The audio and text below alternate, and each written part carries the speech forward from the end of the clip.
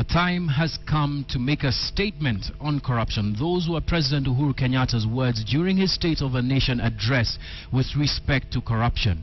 But the time has also come for one institution in government to show its independence by investigating the 175 cases that were forwarded to Uhuru Kenyatta in that confidential report that will be tabled on Tuesday. And that man is our man to watch tonight on the Graft Countdown. His name is Keriako Tobiko.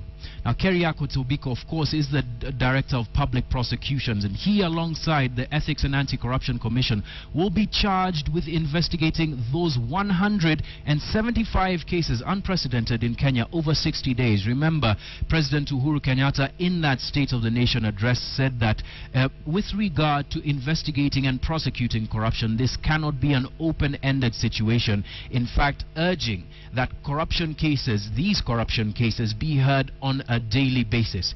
Can he do that? Keriako Tobiko, that is the question. Given the history, the recent history of the Directorate of Public Prosecutions, some would argue that he could or he cannot. Keriako Tobiko and the Office of the Director of Public Prosecution has been on a recruitment drive in the recent past, recruiting prosecutors for every county in this country. The target, of course, being that they'd like 2 prosecutors per court, per anti-corruption court, and per court in every county. And they haven't yet gotten to that. They're about 50 to 60% at last count with respect to staffing their office and making it strong enough to be able to bare its teeth and show its independence with respect to these corruption cases.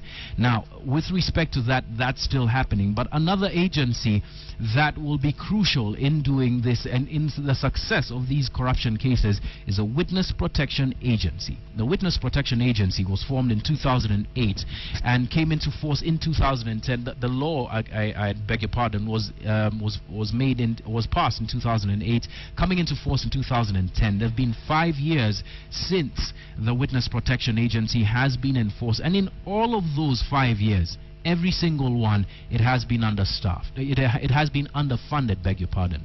196 million shillings last year given to the Witness Protection Agency. Sounds like a lot of money, but if you think about it, and at least through the director's own words, that could fund perhaps about 30 cases where that would require witness protection. In a case-by-case basis, that could extend from protecting one witness to protecting families of witnesses. And knowing how strong the people who, or rather knowing how prominent the people who are facing corruption charges, the 175 people, there could be a need to protect certain witnesses that have crucial information linking them to corruption charges. He is our man to watch tonight on the Graft Countdown, and we'll be taking a look at what the status of investigations from the Office of the Director of Public Prosecutions are over these next 58 days. It is day number 58 with respect to our Graft Countdown.